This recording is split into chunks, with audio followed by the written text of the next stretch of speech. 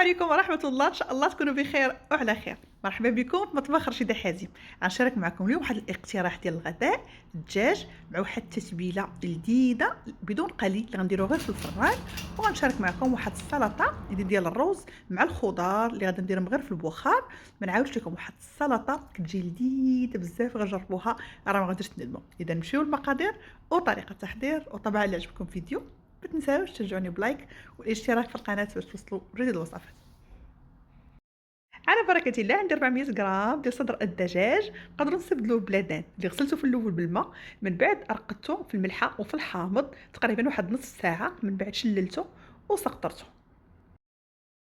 كنقطعوها هكا شرائح طوليين كما كتشوفوا معايا على هذا الشكل. من بعد غادي ندوزو باش نحضروا تتبيله الدجاج. عندي جوج ديال الفصوص ديال الثوم محكوكين، واحد ملعقه صغيره ديال المطارد او الخردل، نص ملعقه صغيره ديال الزنجبيل او سكينجبير، نص ملعقه صغيره ديال الكركم او الخرقوم بلدي، نص ملعقه صغيره ديال الفلفل الاحمر او بابريكا، عندي واحد الملعقه صغيره ديال توابل الدجاج اللي كانت متوفره، 3 معالق كبار من عصير الحامض او خل ديال الحامض، واحد شويه ديال الملحه، 3 معالق تقريبا من زيت الزيتون. كنتبل دوك الشرائح ديال الدجاج بواحد الشكل اللي هو جيد، ونحاولوا نخليه اقل حاجه واحد الساعه الا كان الوقت، حتى ليله كامله. نديروها التتبيله، نغطيو السلوفان، نخلوه في الثلاجه غير تحت. كل ما خلينا التتبيله كل ما كيجي ألذ. خليته ساعه في ديك التتبيله، نحطو على جنب. عندي واحد الكميه ديال شابلور، وعندي واحد جوج بيضات. عندي واحد الكميه ديال شابلور اللي غندير لها واحد الاضافه اللي كتبقى اختياريه، ولكن كتزيدها واحد اللذه. خديت واحد الكميه ديال جبنه الموتزاريلا، وكنمزج المكونات مزيان، وكنبدا ناخذ ديك الشرائح ديال الدجاج كنحطهم في البيض وكنحطهم في الشابلور على هذا الشكل. بالنسبه لهاد الوصفه لذيذه وصحيه. ما غاداش نقليو الدجاج وكيجي كانه مقلي وكيجي ألذ من المقلي. خديت اللاطه اللي فرشت ليها بابي كويسو او ورق الزبده الا ما كانش متوفره. نديرو ندهنوا اللاطه ديالنا بشويه ديال الزيت، وكنبدا ناخذ ديك الشرائح ديال الدجاج اللي كنديرهم في البيض وكنديرهم في الشابلور، وكنديرهم هكا على هذا الشكل. من بعد كندير واحد الرشه ديال زيت الزيتون من الفوق او زيت المائده، وكندخل من الفران على 180 درجه.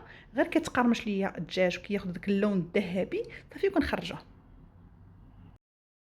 بعد ما خرجنا شرائح الدجاج من الفرن مع هذا اللون الذهبي الزوين، كيجيو مقرمشين وكيجيو فتين من الداخل، غير جربوهم راه كيجيو لذاذ بزاف. ونمروا باش نحضروا السلطه ديال الروز. غادي ناخذ واحد الكاس ديال الروز، ناخذوا الروز يكون الحبه ديالو طويله او الروز كلاصي. بعد ما غسلت هذاك الكاس ديال الروز، بالنسبه لكاس الروز كنضيف عليه 2 كيسان ديال الماء، وكنضيف عليه واحد شويه ديال الملحه، وواحد الملعقه صغيره ديال الزبده على نار هادئه لمده ديال 10 دقائق. بعد 10 ديال الدقائق الروز ديالي واجد، كنحطو على جنب. ونمروا للخضار اللي غنديروها مع الروز. عندي 2 حبات ديال البطاطس، 2 حبات ديال الجزر، و2 حبات ديال القرعه الخضراء او الكورجيت. غادي نقطع الخضار مربعات صغيره، قطعت البطاطس والجزر والقرعه الخضراء والكورجيت. بالنسبه للخضار نقدر نسلقوهم، ولكن بغيت انا يبقاو فيهم دوك الفوائد ديالهم. غنديرهم غير في كسكاس يطيبوا ليا في البخار، وغنزيد واحد الكميه ديال الجلبانه،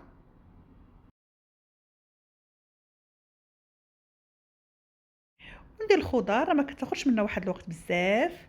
بعد ما تبخرت ليا الخضار كنضيفها على داك الروز اللي كنا سلقنا مع بعضياتنا.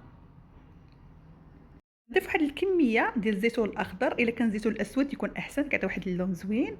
عندي واحد الكميه ديال المايز او الذره، واحد فليفله حاره اختياريه قطعتها مربعات صغيره، ملعقه كبيره ديال القزبر والمعدنوس، ربع ملعقه صغيره من الابزار او فلفل اسود، نصف ملعقه صغيره ديال الملحه، واحد 3 معالق كبار من زيت الزيتون، وتقريبا واحد 3 معالق كبار ديال المايونيز. كنمزج المكونات بواحد الشكل اللي هو جيد. بالنسبه لهاد السلطه ما نعاودش لكم، سلطه صيفيه بامتياز، اما اللذه راه كتجي لذيذه بزاف. غادي نغطيه بواحد السلوفان ونديرها في الثلاجه باش تبقى بارده.